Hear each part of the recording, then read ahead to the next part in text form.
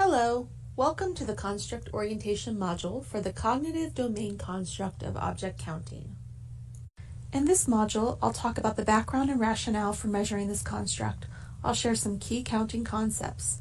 Then I'll discuss each of the skills in the construct progression and show some video examples. I will also talk about the assessment means for this construct progression. Math skills are functional life skills, and they are also critical to academic success. Research has shown that early math skills are predictive of later school success, including in subjects beyond math. In fact, in one study, early math skills were more predictive of later reading than early reading skills were. Being able to correctly count objects provides children with critical information about how numbers work and provides the fundamental understanding needed for addition and subtraction. There are a lot of concepts addressed in the object counting construct progression. They include knowledge of number words, one-to-one correspondence, keeping track, cardinality, conservation, counting out, and counting on. As I talk about the skills in the progression, I will highlight these concepts. There are three key skills a child must have to be able to correctly count 10 pennies. First, the child must have knowledge of the number words to 10 in their order. Second, the child must have the ability to apply one and only one number word to each penny. And finally, the child must keep track of which pennies have and have not been counted. Most children will keep track by starting with an end penny in one of the lines and working across the line, and then counting the second line from one end to the other. Note that if a child pointed and counted the pennies randomly, it would be nearly impossible for the child, and for most adults, to remember which pennies have been counted and which have not. In this example, the two rows provide a useful structure for helping the child keep track of which pennies have and have not been counted. So, to review, being able to count the number of objects in a set correctly requires knowledge of the number words, the ability to apply one and only one number word to each object, and a method for keeping track of which objects have been counted and which have not. These three skills required for correct counting can develop somewhat independently. Children count correctly when they have integrated all three. As children begin to apply a strategy to keep track of which objects have been counted, they are able to count larger sets of objects. When children are learning to count, they typically count out loud, which makes it easy to observe the sophistication of their counting skills if the teacher knows what to look for. When children are still learning to count and count incorrectly, watching a child count out loud makes it easy for a teacher to identify which of the three necessary counting skills an early counter does not have yet, and therefore needs to learn. A counting-related skill that children develop early and which supports later counting is called subitizing. For small sets of objects such as 2 or 3, the child learns to see the number without needing to count the objects. This can also happen with larger numbers of objects when they are arranged in a pattern, such as the pennies on the right. When teachers are observing early counting behavior, they might see children subitizing. The progression does not include subitizing, but it is important for teachers to understand that subitizing is an important foundational skill for counting and is to be encouraged. There are two understandings on this progression.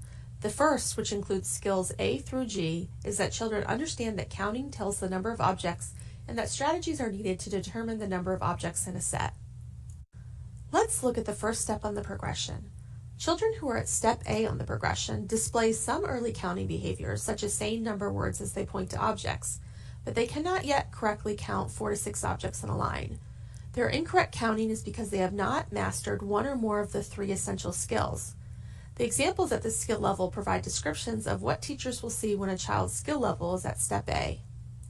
Let's view a video of 2 little boys, one of whom is counting.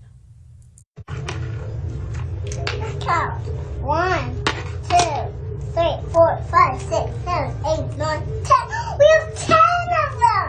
It's 10! Yeah, we have to do it. With regards to the 3 requirements, knowing number words, associating one number word for each object, and keeping track of objects counted, the boy on the right knew his number words but did not yet demonstrate the other skills. Before we review the next 2 skills on the progression, let's discuss some key points. There are a number of ways that counting objects can be more or less difficult for children. You will see the easier conditions represented in the early skills in the progressions and the more difficult ones in the higher skills in the progression. Let's look at what makes counting more or less difficult. Counting a small set of objects is easier than counting a larger set, so children will be able to count small sets before they can count larger sets. Smaller sets require knowledge of fewer number words, and it is easier for the child to keep track of which objects have been counted. Objects arranged in a line or pattern are easier to count than randomly arranged objects because the line provides a structure for helping the child keep track of which objects have and have not been counted. Objects that can be moved are easier to count than objects that are fixed. This is because a common strategy that children and adults use for keeping track of which objects have been counted is to move the objects as they are counted. Let's look at steps B and C on the progression. Step B refers to counting 4 to 6 objects in a line. Step C refers to counting 4 to 6 objects in a random or scattered pattern. As illustrated in the examples for these steps, the teacher is likely to see children saying the number words aloud and pointing to each object. Children also might move the objects to help keep track of which objects have been counted. Step D, the next step on the progression, looks at two concepts that are critical to early mathematics: cardinality and number conservation. The total number in a set is referred to as the cardinal number. A child might know that counting has something to do with saying number words and pointing to objects, but not understand that the last number counted always gives the total number in the set. Cardinality refers to knowing that the last number counted is the cardinal number for the set. A related concept is number conservation, which means that the number in the set stays the same unless an object is added or taken away. Children who do not understand number conservation are not bothered if they count the same set twice and get a different number, or if another child counts the same set and gets a different number from what they did. Again, skill D involves a child demonstrating two different but related skills: cardinality and conservation. The examples for skill D show some of the ways in which children will demonstrate that they understand cardinality and number conservation. For example, when counting objects, Eric says, 1, 2, 3, 4, 5. I have 5 blocks. Eric has demonstrated cardinality. Another example is, a teacher observes Michael playing with some Unifix cubes. He lines up 5 of the cubes and then counts them aloud, indicating a total quantity. The teacher asks Michael if she can play too. The teacher then mixes up the cubes and asks Michael, how many cubes are there? He responds with the same total quantity as before without recounting the objects. Michael has demonstrated number conservation. In this video, we will watch two boys counting blocks. Let's see what skill levels they demonstrate. 3, 4, 5. I got 5. Let's see how much I have. 1, 2, I got 4. I have 5. Whoa, that's a lot. Well, I have 5 now. It's very special. Let's talk about what skills we saw demonstrated by each child. Both children counted 4 to 6 objects arranged in a line. The boy on the right also demonstrated cardinality by repeating how many objects he had in this set and clearly indicating he was referring to the whole set. Skills E and F involve a skill called counting out. Counting out refers to counting out a given number of objects from a larger set of objects. Note that counting out a given number of objects is more difficult than just counting the total number of objects in a set. When counting out, the child also has to remember to stop at the requested number. That is why this skill is higher on the progression than counting 4 to 6 objects. Skill E involves being able to count out a set of 4 to 6 objects from a larger set of 10. As we have just heard, to be able to do this correctly, a child has to remember the target number and stop when he or she gets there. Skill F is similar to skill E, but involves more objects. The next skill on the progression is skill G, which is the ability to correctly count 18 to 20 randomly arranged objects. For this skill, the child will have to make use of a strategy for keeping track of the objects that have been counted. The second understanding in this progression, which includes skills H through J, is that children understand that counting can be used to find the new total when objects have been added to a set. Before we turn to skills H and I, let's take a look at the strategies children use to find the new total when an object has been added to a set. There are 3 ways children do this. They can count the entire set again, starting with 1. They can also count from the cardinal number in the original set. This is called counting on. Knowing there are 5 in the first set, the child says 5, 6 to figure out that adding 1 more makes 6. And finally, when children understand more about how numbers work, they immediately will say 6 when an object is added to a set with 5. A child is at skill H if he or she counts from 1 or counts on from the cardinal number in the original set. If the child immediately says that new total, the child's skill level is I. Let's read the examples for skills H and I to see the difference between the two skill levels. An example for skill H is, a teacher is playing a card game with Asia. The teacher gives 6 cards to Asia and says, here are 6 cards. The teacher gives her another card and asks, how many cards do you have now? Asia looks at the 6 cards and says 6, then looks at her additional card and says 7. An example for skill I is, Brittany and Mario have jobs as cashiers in their class market. Brittany accurately counts the pennies in the cash register and tells Mario, we have 9 pennies. Mario sees an extra penny on the floor, picks it up, hands it to Brittany, and says, now we have 10 pennies. Let's watch another video. In this video, an adult is working one-on-one with a child and is probing her counting skills.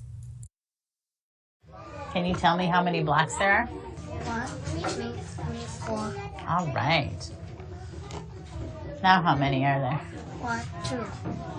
How many are there altogether? 1, 2, 3, 4, 5, 6. So how many blocks do you have on your paper? 6. Now how many? 1, 2, 3, 4, 5, 6, 7. So how many? 7. You have 7 blocks on your paper? If I give you one more, how many do you have? 1, 2, 3, 4, 5, 6, 7, 8.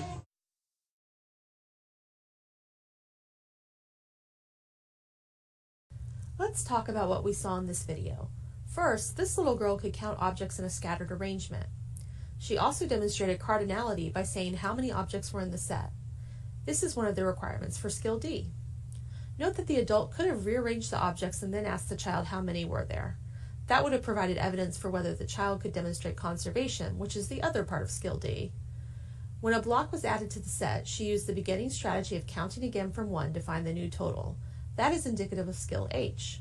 Overall, more evidence would be needed to determine where this child was consistently performing on the progression. Let's watch a video of 2 girls playing a math game. 4 plus 1 equals... Okay, so take the 5 from her side. 4. So we have 3 plus 1 more. 4. Okay, so take the 4 from her side. Let's talk about which skill each child demonstrated. The child on the left was able to produce the number 5 without pausing, but the child on the right had to count. So the child on the left demonstrated skill I, while the one on the right demonstrated skill H. It is not clear whether the child on the right counted on or counted again from 1, but it doesn't matter because both strategies are part of skill H. The last skill in the progression is J. Children at this level can quickly find the new total of the set when 2 objects are added to a set. They can mentally add 2 to the cardinal number to reach the new total. The assessment means form provides a wealth of information about the progression, collecting evidence, and reaching a conclusion about the child's learning status. You should look for examples of children spontaneously counting in the classroom as well as in any other setting where you observe the child, such as the hall, cafeteria, or playground. The world is full of things to count. You should provide numerous opportunities throughout the day for children to demonstrate their ability to count objects. You do not need to wait for a child to spontaneously count objects. You may ask a child to count when he or she identifies an opportunity at any time during the school day. If you observe a child counting more objects than what is specified at a given skill level of the progression, you may use that observation as evidence for the level. For example, seeing a child count 10 objects in a line provides evidence the child can count 4 to 6 objects in a line. For the purposes of placing a child on the progression, it is preferable to observe the child counting 3-dimensional objects. However, observing a child correctly counting 2-dimensional items, for example, pictures or illustrations of objects, provides evidence that the child could count the 3-dimensional objects. For example, observing the child correctly counting a picture of 5 objects in a line provides evidence the child can count 5 objects placed in a line. The inverse is not true. Incorrectly counting objects in a picture does not mean the child would incorrectly count 3-dimensional objects. The situation for object counting involves a pretend trip to the store. The situation includes several embedded scenarios for the teacher and children to enact with different numbers of objects. The teacher will need to take notes on the behaviors of each child in the group. If the situation can be videoed, the teacher will be able to record information about what the children did and said directly from the video. There is also a task for object counting. The task should be done with 1 or 2 children and is a very structured activity designed to quickly gather evidence about a child's counting abilities. You may use all or part of the task. For instance, if you just need to collect evidence about whether or not a child can demonstrate skill D, cardinality and conservation, you only need to do subtask D of the task. We cover how teachers can document their evidence for each construct progression on documentation forms and in the platform in a separate module. We do want to point out we have developed watch fors for each construct, which are brief reminders and keywords that help differentiate the skill levels on the progression. These can be found in the documentation forms as shown here. The watch fors are also on the technology platform, as seen here for the object counting construct. So to recap this construct progression, remember that math is a critical life skill as well as a critical academic skill. The object counting construct progression has 2 understandings and 10 associated skills. The assessment means for this progression include observation, a situation, and a task. If you have questions or need further support, feel free to email or call your state contact. Thanks for participating.